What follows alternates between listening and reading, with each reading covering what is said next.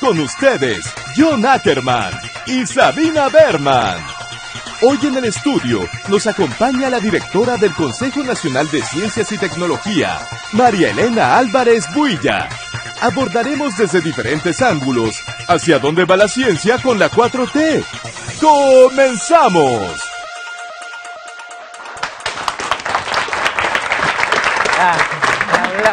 ¿Cómo están? Buenas noches. Buenas noches. Bienvenidos. Hoy tenemos estudiantes de la UNAM. A ver, la UNAM. ¿Qué es la UNAM? ¿De qué facultad? Economía. Eso. ¿Y cómo se dice? Economía. ¿Y qué? ¿Del derecho también, verdad? ¿De la UNAM? Sí. ¿Y qué otras escuelas? De la UAM, tenemos uno por acá, del Poli. Y de la Escuela Ponciano Arriaga y de Tecnológico de Ecatepec. Pues bienvenidos todos ustedes. Pues empecemos por hablar de Greta Thunberg. ¿Qué piensas, John? Pues está en una gira muy interesante. Bueno, el viernes pasado hubo una acción a favor del fabulosa, ¿no? El medio ambiente, el mundo entero. Jóvenes, niños, salieron a marchar, a protestar, y luego la pequeña Greta tan rebelde, fue a los Estados Unidos, se reunió con Obama, habló en la ONU, pero de repente, ¿sabes lo que yo vi ayer? Ajá. La retuiteó Felipe Calderón. ¿Y entonces? Pues de repente empecé a dudar. No, ¿qué culpa tiene Greta? Oye, bueno, no, ella no tiene la culpa, pero de repente sí se utilizan estas causas para fines políticos, se politizan, se utilizan, a mí me parece muy terrible. Y de una manera muy hipócrita, porque yo creo que lo que ella está diciendo y nos conmueve tanto, porque es cierto, que estamos a 10 años de una catástrofe climática, lo saben los líderes mundiales. Y lo saben los CEOs de las petroleras. Y sí están haciendo algo, están preparando el mundo como se lo imaginan dentro de 10 años.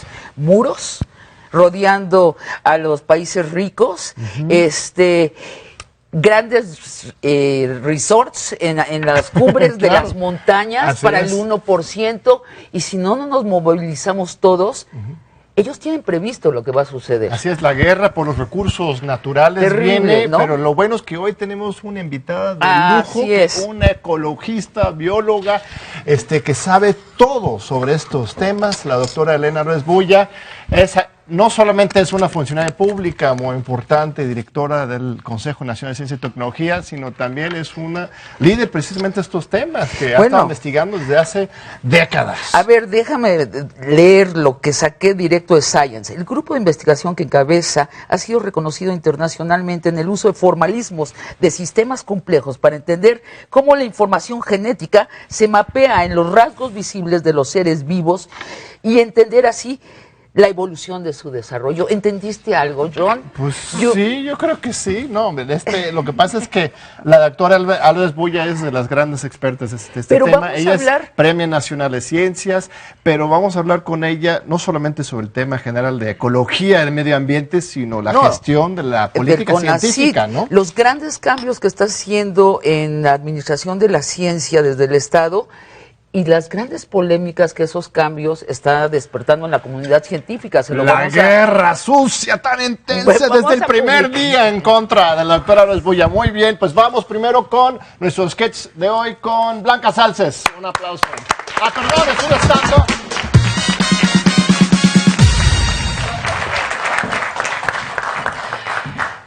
Hola, ¿qué tal? El tema es ¿hacia dónde va la ciencia con la 4T? O, como diría el 80% de la ciencia en México, ¿vamos a seguir viviendo del erario?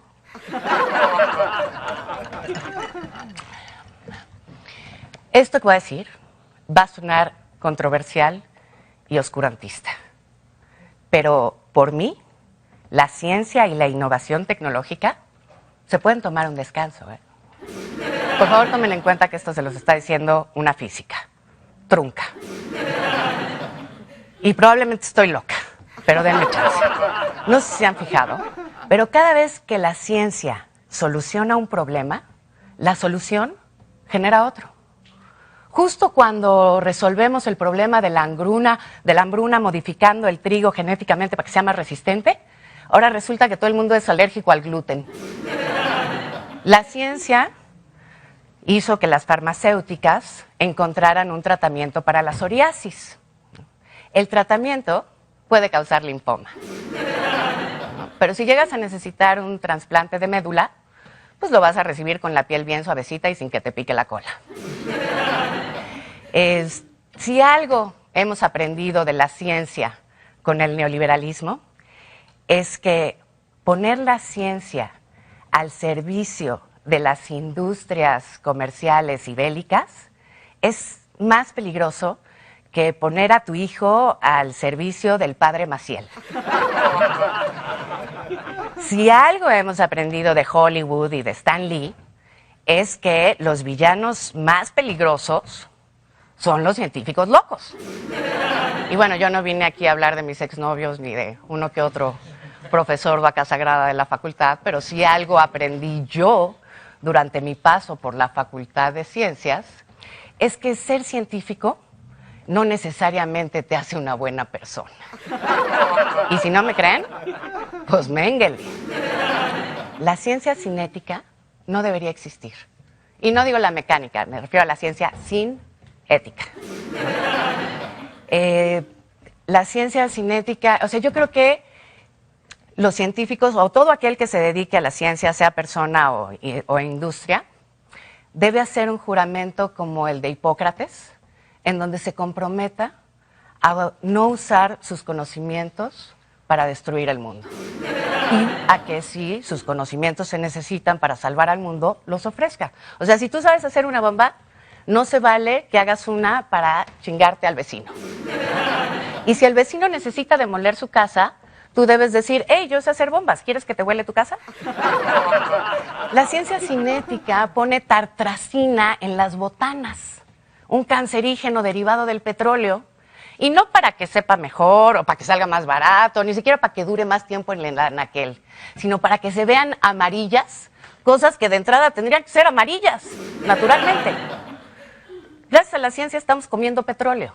Eso no puede ser saludable. Antes nos teníamos que cuidar de nuestra dieta de los carbohidratos. Ahora resulta que hay que cuidarse de los hidrocarburos.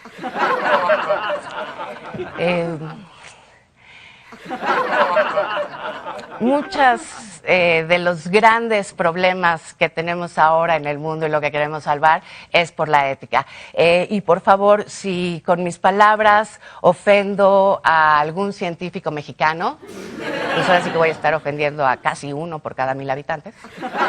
Pero lo siento, antes de sentirse ofendidos, por favor piensen que durante 2012 y 2014 le dimos 20 millones de pesos del CONACYT a una gran empresa de alimentos para investigar formas alternativas no convencionales de generar sensación de saciedad y frescura en gomas de mascar y caramelos. Ahora yo ya no sueno tan ofensiva, ¿verdad?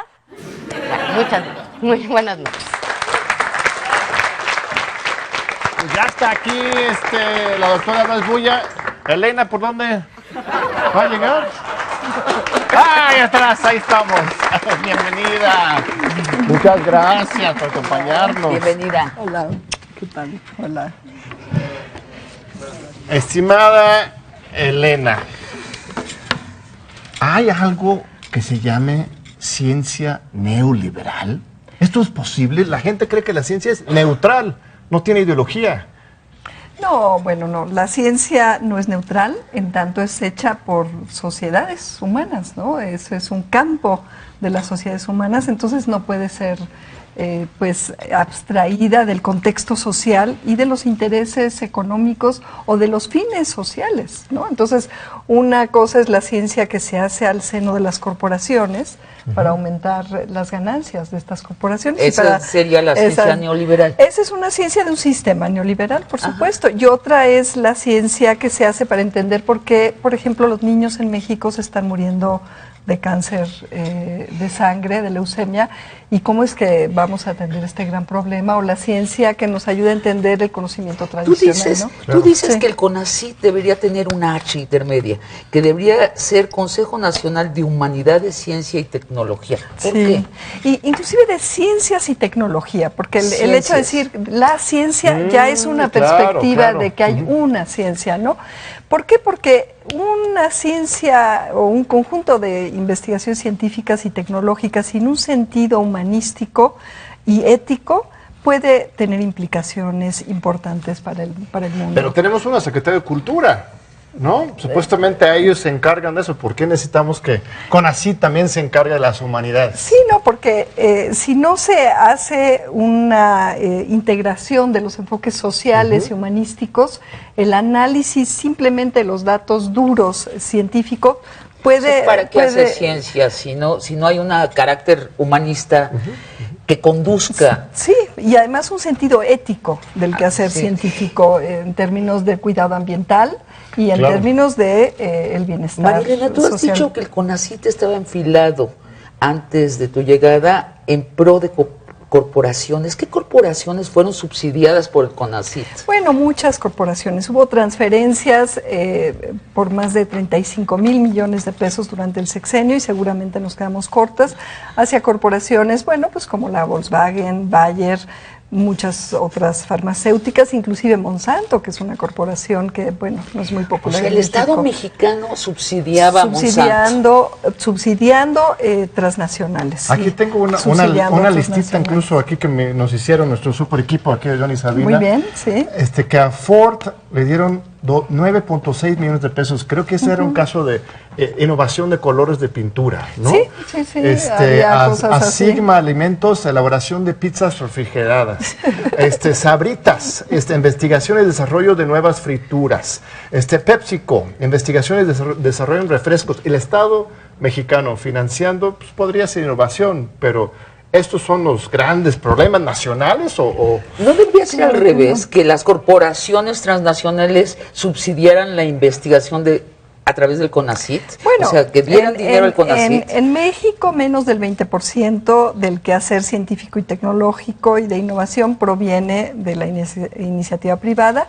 En contraste, hay países, por ejemplo, Corea, que más del 60%, o Japón más del 70%. Viene de las corporaciones. Viene de la iniciativa privada.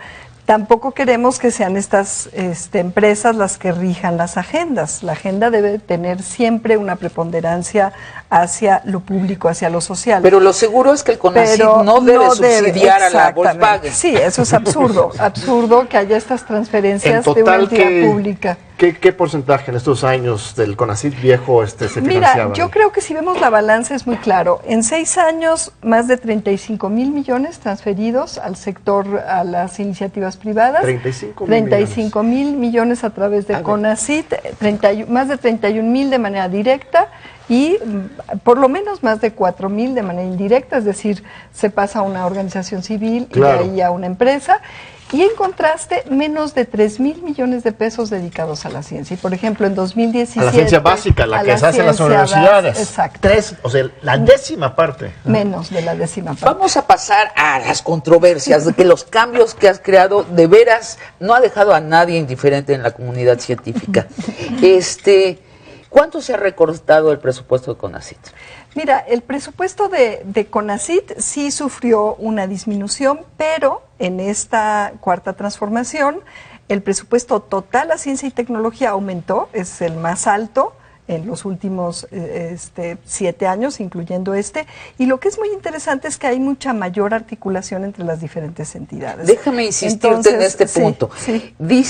Se ha publicado que 3 meses atrás el presidente López Obrador firmó un memorándum cortando el presupuesto para los centros de investigación del CONACYT entre el 30 y 50%. ¿Falso? Falso, completamente falso. Una mentira abierta. Completamente falso, y además para 2020 tenemos un aumento muy significativo para estos centros públicos de investigación. Son 27 que coordina el CONACYT, son muy importantes, hay que ponerlos a trabajar en favor de la ciencia y en favor del desarrollo tecnológico y del país, ¿no? Muy bien, creo que vamos a un corte ahorita Sí, a ver, te suelto la tiempo. Siguiente controversia. Sí. Sergio Aguayo ha convocado a tomar acciones de resistencia y protesta contra un gobierno que está, lo cito, desmantelando la capacidad de investigación instalada. ¿Qué están desmantelando? No, pues claro que no. ¿No? No, por supuesto que no. En 2016, 17 y 18, el apoyo a la ciencia básica desde CONACYT fue cero. No hubo un peso transferido a los investigadores. En lo que llevamos y en lo que va a ser de 2019, más de 1.600 millones para transferirse a los investigadores para que hagan su trabajo científico. Muy bien. Entonces, ese dato ya es vamos a un corte rapidito y regresamos ahorita con la doctora Álvarez Bulla. Muchas gracias.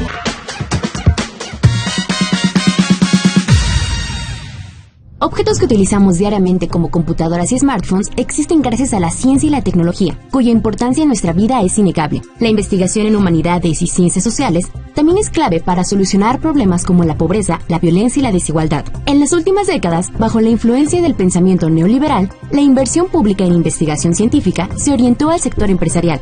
El 27 de junio, en conferencia de prensa, la directora del CONACYT, María Elena Álvarez Bulla, declaró que del total de recursos asignados al CONACYT entre 2013 y 2018, casi el 50% de los fondos fueron transferidos al sector privado, mientras que los apoyos a la ciencia básica, que se desarrolla principalmente en entidades públicas, apenas representaron el 4% de los fondos ejercidos por CONACYT. El nuevo gobierno propone transitar de un enfoque empresarial a un enfoque social, donde la mayor inversión en ciencia y tecnología esté orientada a resolver los grandes problemas nacionales.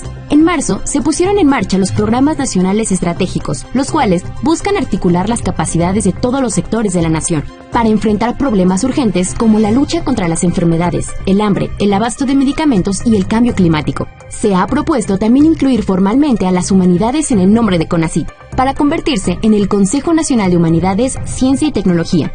Adicionalmente, se ha implementado una política de austeridad para frenar el derroche burocrático. Estos cambios han generado críticas por parte de sectores de la comunidad científica.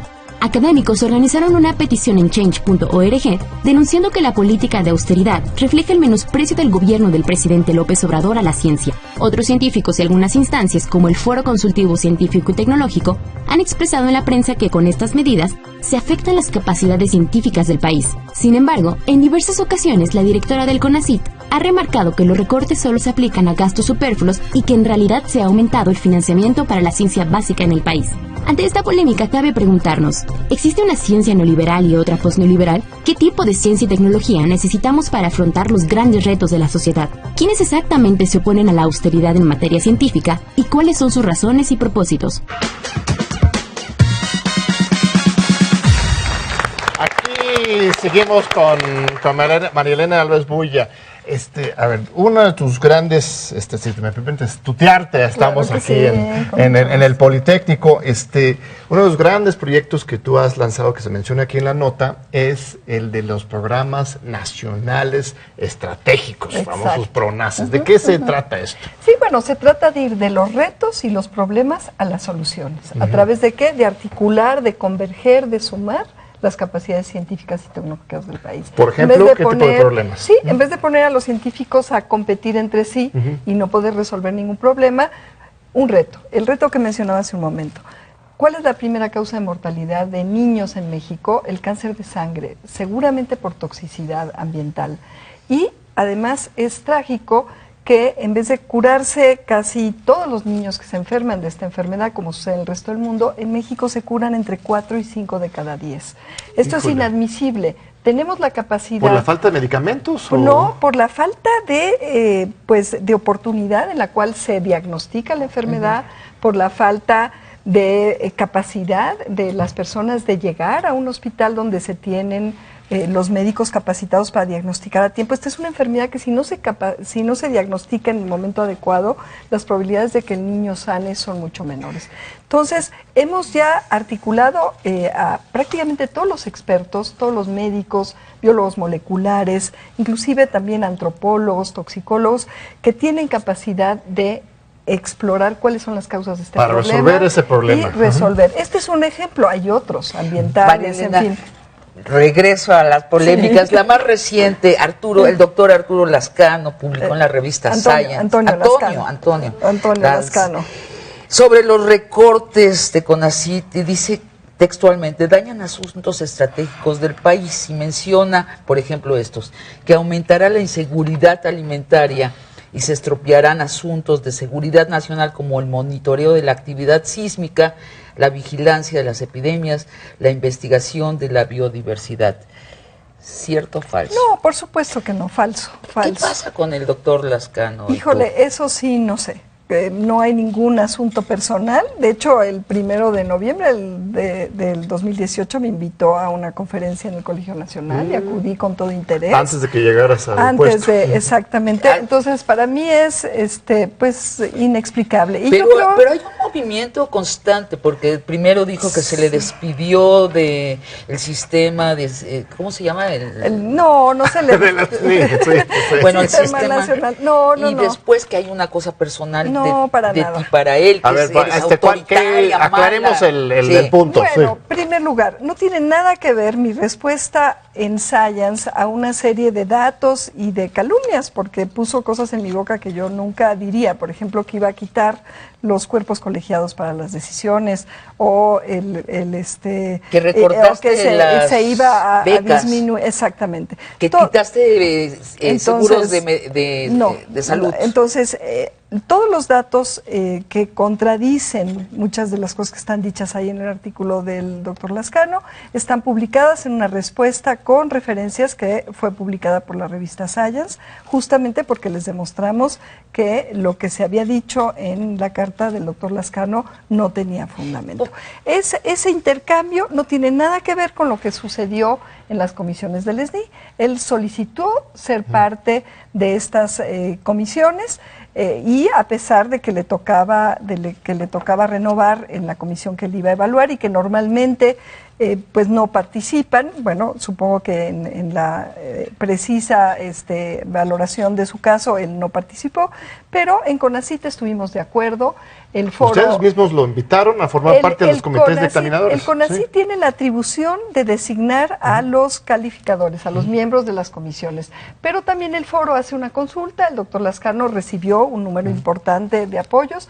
Decidimos que era buena idea invitarlo. Eso es un doctor que tiene prestigio, que tiene una buena carrera, y entonces pues él se tuvo que atener a un reglamento que leyó, y parte de ese reglamento implica el atender a las sesiones plenarias y el no faltar a más de 12 sesiones sin justificación. Bueno, el doctor Lascano faltó a 8 de las 12, y de estas 8 solamente justificó. Un alumno que falta 8 de 12 clases, yo lo repruebo, ¿eh?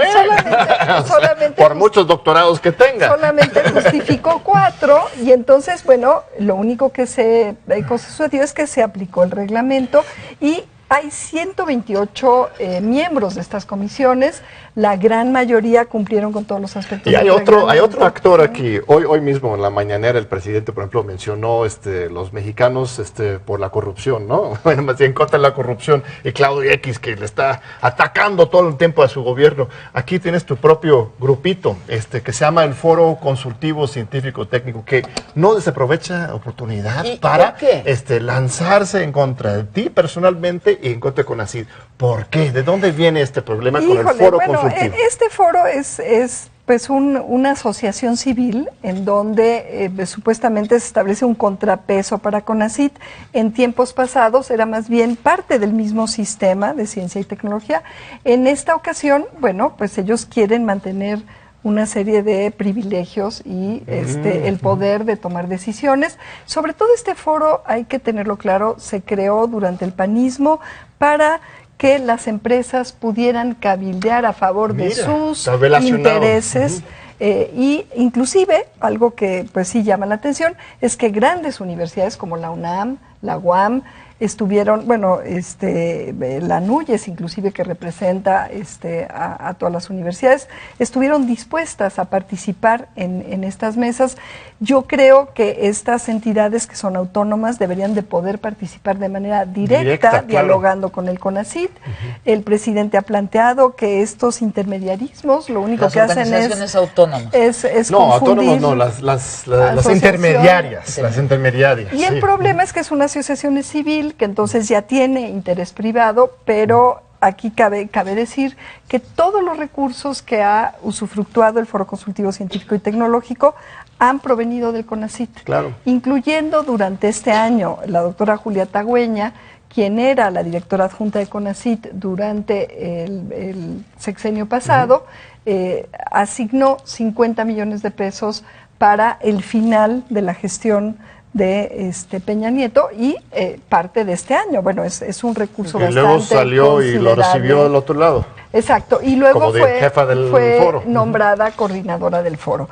Entonces, bueno, consideramos que estos recursos son suficientes. Hoy en día sí está el foro considerado en la Ley de Ciencia y Tecnología para, de alguna manera, colaborar en ciertas labores con el CONACYT, pero su disposición, más que de colaboración, ha sido de antagonismo. O sea, has afectado intereses concretos y también podría haber una falta de comunicación efectiva hacia la comunidad científica, porque sí hay mucha confusión, ¿no? Hay mucha polémica. Sí, lo que yo he visto es que ha habido una manipulación bastante perversa y malintencionada de los estudiantes, de los catedráticos, de los mismos investigadores, con técnicas bastante eficaces de manipulación, generando información falsa, las famosas fake news, y somos susceptibles los seres humanos a esto. Ahora yo me doy cuenta que esto es una herramienta muy perversa, ¿no? Entonces, en este ambiente de confusión, de noticias falsas, ha sido difícil revertir y mostrarle y comunicar a la comunidad. Y ahí, ciertamente, lo que yo quisiera decirle a la comunidad desde este foro es que pueden estar tranquilos. Nuestro compromiso es con toda la comunidad científica, es uno de los ejes sustantivos del CONACYT, con los estudiantes, con los catedráticos.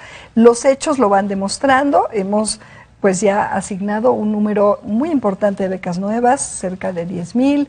Los catedráticos mantienen sus apoyos, los postdoctorantes también. Hemos abierto diálogos con todos ellos. Y bueno, como decía hace un momento, a diferencia del nulo apoyo a la ciencia básico en 2017 y 2018, en este 2019 se van a transferir más de 1.600 millones y acabamos de también sacar unos nuevos proyectos de apoyo a la infraestructura, convocatorias, en fin. Antes de irnos al corte, quedemos en que vamos a dejar las polémicas en esta sección y hablemos de los proyectos que tienes, que ya estás realizando, y mientras tanto nos vamos a un corte. Muy bien. Muy bien.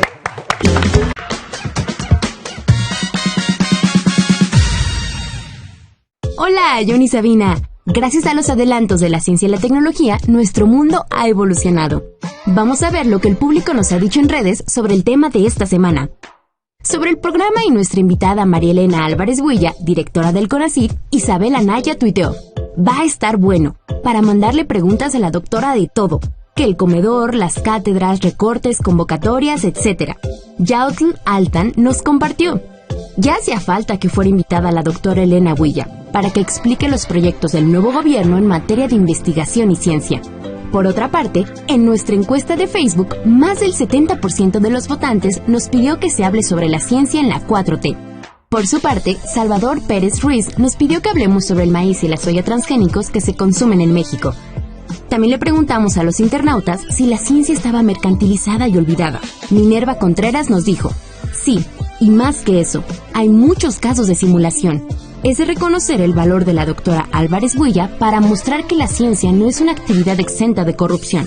A través de Twitter, Gilberto G. expresó: urge una nueva ley de ciencia y tecnología que detone el desarrollo industrial, agrícola, ganadero, pesquero, acuícola, curar enfermedades, mejorar la educación.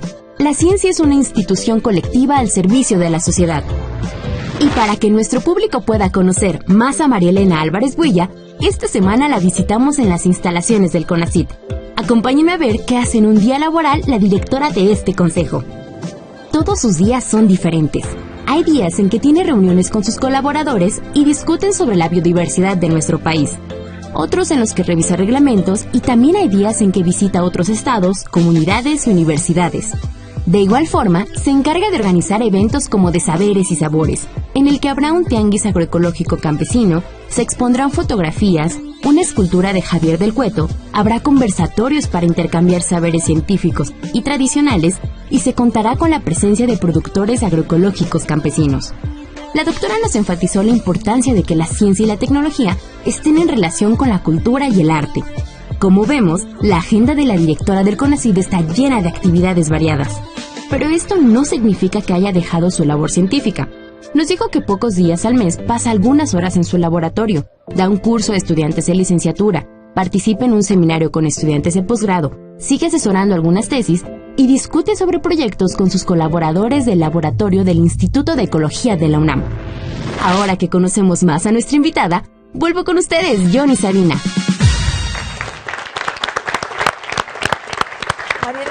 Primero que nada, una precisión. Nuestra estandopera dijo que el 80% de los científicos en México viven del erario. ¿Esto es cierto? O sea, ¿dependen del Estado? Sí, inclusive puede ser hasta un poco más, ¿no? Un poco más. Y por lo tanto yo creo que tenemos una obligación para con el pueblo de México, ¿no? Nuestros sueldos, nuestros salarios provienen de, pues, el pueblo de México, ¿no? Entonces, ¿y qué estás haciendo para reencauzar hacia lo social la ciencia? Mira, en primer lugar, creo que es muy importante apoyar la ciencia básica o la ciencia de frontera. Imagínate que la ciencia es como el árbol, y sin el árbol no hay manzanas. Entonces, si queremos aplicaciones pertinentes socialmente, necesitamos un árbol bien enraizado en la cultura, en los principios éticos que nos deben de regir, y este árbol es la ciencia básica, la ciencia de frontera. Entonces, sí necesitamos ciencia de frontera. Disculpa mi ignorancia, sí. ¿Qué quiere decir la ciencia básica? Bueno, la ciencia básica es la ciencia que se hace para aportar nuevo conocimiento y que a veces no sabemos exactamente para dónde va, que no tiene un fin que la inspira muchas veces, a diferencia de los programas nacionales estratégicos que lo que implican es ir del objetivo a resolver o a entender hacia la solución. Entonces, el primer eje de CONACYT es el apoyo a la ciencia de frontera. Es, como quien dice, sembrar bien el árbol, alimentarlo bien, nutrirlo bien, para que podamos tener buenos frutos y que sean pertinentes a nuestro contexto social y cultural. Luego están los programas nacionales estratégicos, que esos sí están enfocados en salud, en ambiente, en ciudades sustentables, etcétera, hacia diferentes problemáticas, y estamos teniendo una articulación muy emocionante de la comunidad científica. El apoyo a la comunidad científica es el tercer eje, y luego el apoyo también ya al desarrollo tecnológico de vanguardia y a la generación de posibilidades de industrialización de este conocimiento, pero fortaleciendo los medios de producción nacional en un modelo novedoso de pentahélice que le llamamos de innovación abierta. O sea, 5 hélices. Exacto, que implica sociedad, gobierno, empresas, sustentadas en pertinencia social, bienestar social y cuidado ambiental. Esta propuesta ya está abierta, está convocada abiertamente, es una propuesta de innovación abierta. Y esto finalmente, es lo que reemplaza el famoso anterior, PEI. El famoso PEI, exactamente. El PEI era ese programa donde financiábamos a pizzas. A las empresas. Y a colorcitos de Ford, ¿no? Y papitas fritas. Y ahora, en lugar de papitas y pinturas, tenemos esta edición. Vamos directamente a unas redes y al público. Aquí Kevin Kikas dice: las ciencias de la vida, la informática, la automatización y las telecomunicaciones tienen un impacto fundamental en la vida cotidiana. Actualmente los retos éticos y morales se equiparan con los técnicos. Nos pregunta tanto, pregúntale sobre el Tratado de Bucareli y cómo es que el CONACYT funciona aún teniendo esa gran restricción para producir maquinaria especializada. ¿Eso es realidad? A ver, ¿hay pactos secretos que nos limitan en nuestra investigación científica en México? No, pues sería la histórica. Sí. O acá, vamos de la al calle, público, acá Eduardo, un numerito por ahí, a ver cuál nos sale. Número 1. ¡Número 1! ¿No hay número 1 aquí? A ver, vean sus sillas, ¿cuál es el 1? No hay uno. Nos hicieron fraude aquí. A ver, otro, por favor. Número 22. 22. Ahí está, perfecto. Adelante. Tu nombre, por favor, escuela. Yo soy Luis Lima, estudiante de la Facultad de Economía. Mi pregunta es más hacia el inicio de la plática. ¿Es correcto que el CONACYT financia empresas privadas? Si sí, ¿por qué? ¿Y de qué tipo? Bueno, sí financiaba, había estas transferencias directas a empresas privadas de todo tipo, incluyendo grandes transnacionales y también pequeñas, ¿no? Quizás la mayoría de las transferencias fueron a medianas y pequeñas empresas. El problema es que habiendo gastado tanto en estas transferencias del erario a empresas privadas, la eficiencia de innovación que implica la transferencia de este conocimiento para generar productos a nivel industrial disminuyó en México 16 lugares de acuerdo a instancias internacionales. ¿Por qué? ¿Qué estaba mal? Pues ahí no había rendición de cuentas, no hubo eficiencia, es decir, se gastó mucho dinero, pero no había un claro objetivo. Ahora estamos enfocando algunas prioridades y estamos asegurando que los recursos que se aplican a la innovación en este modelo de pentahélice de innovación abierta realmente están enfocados, por ejemplo, a cuestiones médicas. Entonces tenemos algunos proyectos bandera. Uno de ellos tiene que ver con la vacuna en contra de la salmonela, que es una necesidad muy importante en México. Hay investigadores en México capaces y que ya tienen un cierto desarrollo en esta dirección. Hay también desarrollos en colaboración con el Instituto Nacional de Cardiología para producir stents mexicanos que no tengamos que importarlos. Los stents se inventaron, el marcapasos lo inventó el doctor Sony, ¿no? En el Hospital La Raza. Hay muchos inventos mexicanos. Los cardiólogos mexicanos son muy buenos, por ejemplo, el doctor Miramontes, que ahora estamos festejando, pues fue el inventor de la píldora anticonceptiva, ¿no? Entonces, hay mucha capacidad, también biotecnología aplicada a la salud pecuaria, la producción de antivenenos, que es muy importante, somos pioneros en el mundo, también biosensores para abaratar y hacer más eficientes los análisis clínicos. En fin, esta falta de claridad hacia dónde va el dinero que en colaboración con las entidades privadas el gobierno invierte es lo que causó que este dinero no rindiera, ¿no? Y bajara. Muy bien, vamos a más preguntas. Bueno, aquí hay Gechavi dice, no se pueden unir ciencias y humanidades, porque o estudiaste ciencias o estudiaste humanidades.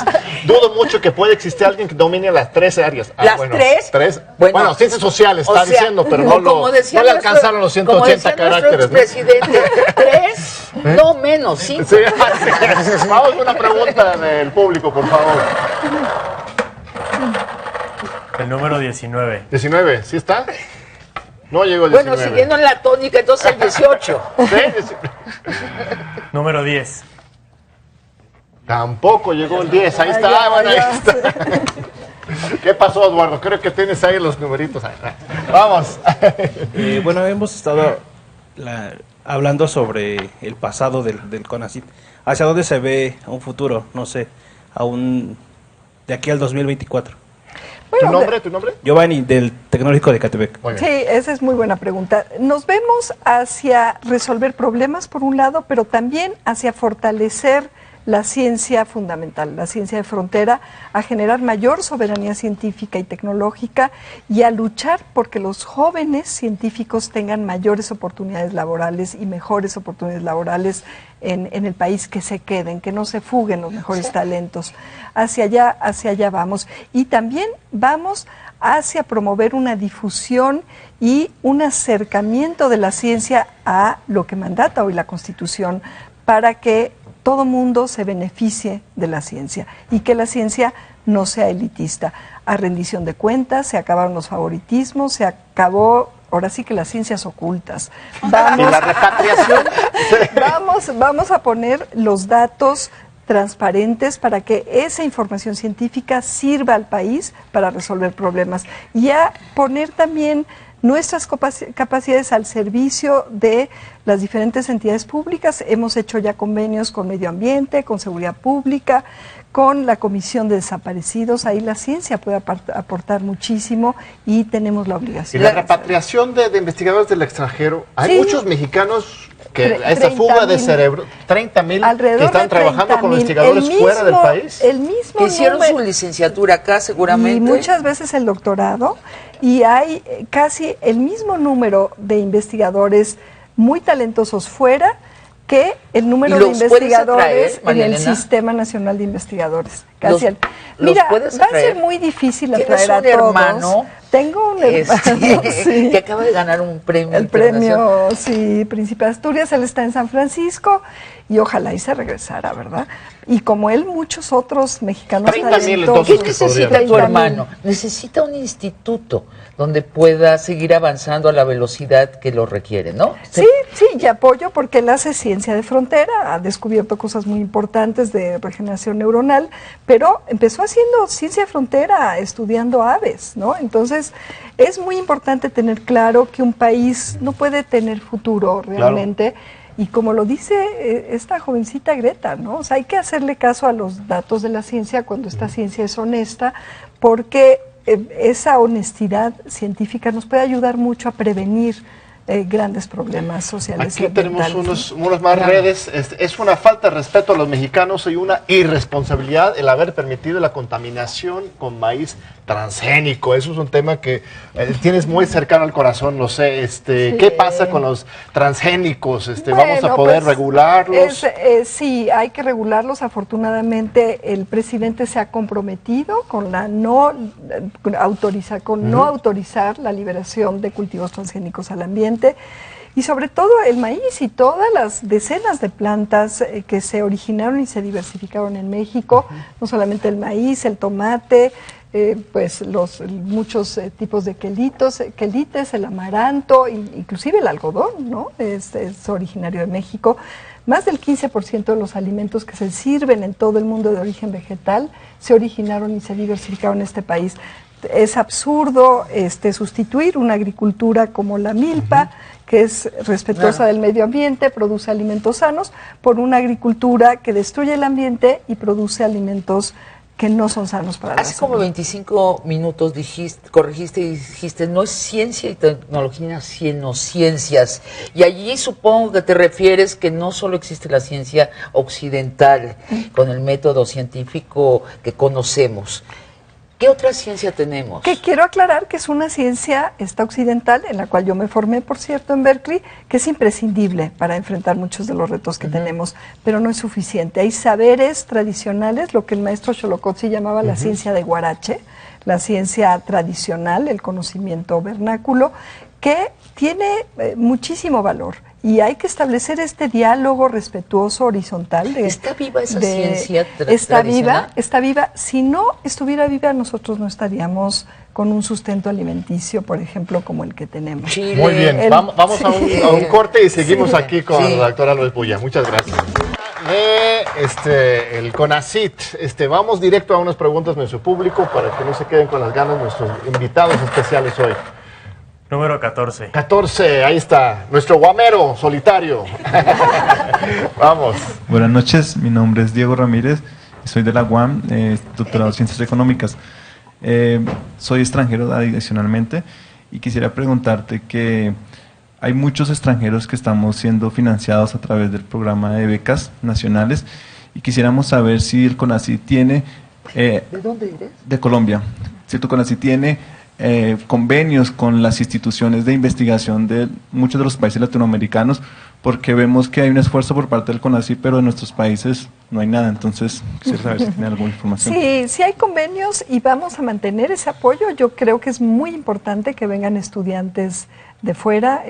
La colaboración con Latinoamérica se va a fortalecer. De hecho, tenemos pronto un evento con varias instituciones latinoamericanas, sobre todo de ciencias sociales, para discutir aspectos sobre formación y evaluación de la ciencia. Nos interesa mucho fortalecer los convenios con los países latinoamericanos y nos parece muy enriquecedor que los estudiantes se muevan por el mundo y aprendan y se comuniquen entre sí y converjan en torno a cuáles son los mayores retos que tienen hacia el futuro. Una importante pregunta de M. Irfriden. ¿Qué propuestas de política pública habrá para integrar a un buen número de personas con doctorado, que estamos desempleados o en trabajos para los que estamos sobrecalificados? Sí, ese es el gran tema. Bueno, pues nosotros nos proponemos trabajar muy de cerca con la Secretaría de Hacienda y Crédito Público, con la Subsecretaría de Educación Superior y con las universidades. Hoy mismo tuve una reunión con el señor rector, Enrique Graue, de la UNAM, en donde justamente ese fue el tema.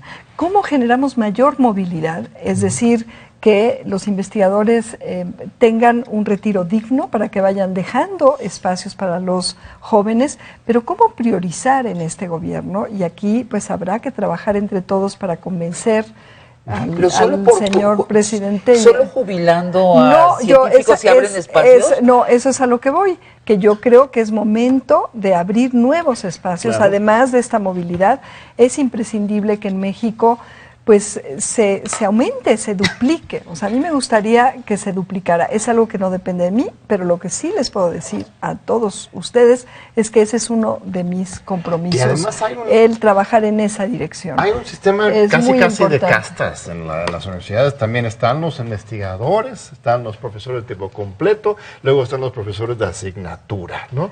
Los que tenemos acceso al SNI, el Sistema Nacional de Investigadores, somos los que nos dedicamos a la investigación de tiempo completo, luego los profesores algunos de tiempo completo y los de asignatura casi nada. Entonces, ¿hay algún trabajo ahí como para equilibrar y generar más democracia e igualdad ahí? Tiene que cambiar. Obviamente esto depende de un trabajo que se tiene que hacer al seno de las universidades. Estamos trabajando, por ejemplo, con la Universidad Autónoma de Zacatecas, que tiene un modelo muy novedoso de democratización de justamente la vida académica y la estructura de las universidades. Estamos trabajando en un doctorado de Estado para que todos los estudiantes tengan acceso a los mejores investigadores y tutores del país, que no haya como de primera, segunda y tercera, homogenizando los criterios también de calificación. Y algo muy importante, en todas las convocatorias del CONACYT estamos dando prioridad a los jóvenes. Los jóvenes pueden ser responsables de proyectos, no estamos haciendo proyectos de primera, segunda y tercera según la edad, sino que estamos con una visión de priorizar el apoyo a los jóvenes. Dice Víctor Hugo Lima, los mejores investigadores están o en el extranjero o con empresas privadas, mientras en el gobierno todo fue tráfico de influencias. Yo resaltaría más que la segunda parte de la primera. Esta es una idea bastante común en México, que los mejores investigadores no están acá o están en empresas privadas. ¿Cierto o falso? Yo creo que no. Yo creo que no, y claro, o sea, yo estoy aquí en México, ¿no? Entonces, si yo digo que sí, pues me voy a quedar muy bien.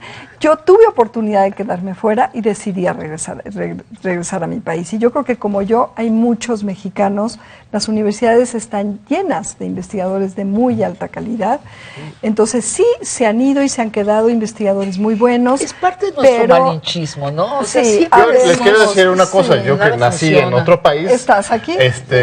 Jamás iría a la academia estadounidense, donde hay una lógica absolutamente neoliberal y mercantilizado y de productivismo exagerado. Aquí sí hay una valoración, aún antes de que llegara Elena Bulla, CONACYT, una valoración de el pensamiento crítico y profundo. Y es una maravilla. Y en las universidades ha habido antes colegiadas que han robustecido los cuerpos académicos. Yo Vamos creo a una pregunta más antes que se nos acabe el tiempo. Sí. Número 12. Ahí está, el joven de la esquina ahí. ¿Nos ayudas con el micrófono, por favor? Gracias. Hola, buenas noches. Hola. ¿Se escucha? Sí, muy bien. Mi nombre es Benito Solís, soy de la Facultad de Economía de la UNAM. Y bueno, voy a sonar un poco repetitivo, pero la pregunta, voy a tomar parte de la pregunta que dijo él, es ¿hacia dónde vamos nosotros? O sea, ¿hacia dónde va el CONACYT? ¿Hacia dónde van los investigadores mexicanos? Pero desde un gobierno que sus principales proyectos son construir una refinería, construir un Tren Maya, ¿y a dónde van los proyectos sustentables? ¿Sabe? Nosotros somos jóvenes y estamos esperando proyectos que realmente nos lleven a ser una potencia, ya sea en fuentes renovables. O sea, no queremos nosotros refinería. Bueno, esa es mi voz. Entonces, en el sentido es, ¿hacia dónde va la investigación? ¿Hacia dónde va el CONACYT? ¿Sabe? ¿Por qué estamos apostando? ¿Por qué el gobierno está apostando a una refinería, a un Tren Maya, cuando podríamos estar investigando nosotros para nuevas formas de energía, incluso promover el uso de energía nuclear. Es polémico, pero podemos buscar nuevas formas de energía. Muy bien, excelente pregunta, vamos. Bueno, pues el CONACYT está comprometido con el medio ambiente, eso te lo puedo garantizar. Tenemos un programa nacional estratégico de transición energética justamente y también de equidad energética, con una serie de propuestas de ecotecnias para producir energía limpia en comunidades pequeñas, ¿no? Y para mejorar las condiciones de las pequeñas comunidades en términos energéticos.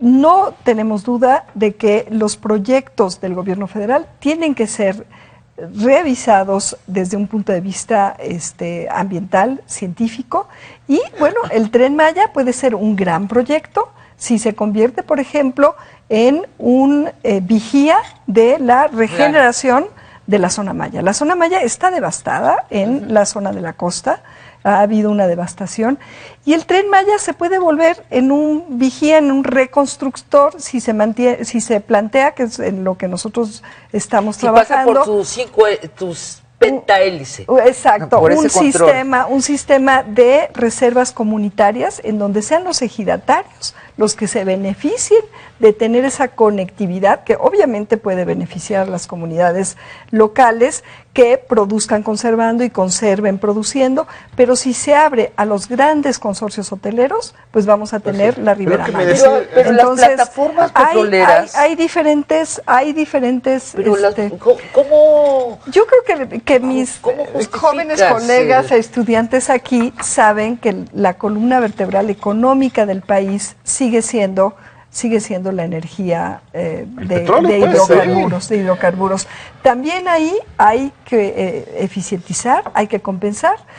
Yo ahí lo que veo es que, bueno, sí están esos proyectos para volvernos más soberanos, para no tener que comprar el petróleo fuera, las gasolinas fuera, para no tener que, más bien el petróleo hay que, pues sí, lo ideal sería ya no extraer más petróleo. Por supuesto, eso sería lo ideal desde el punto de vista ecologista.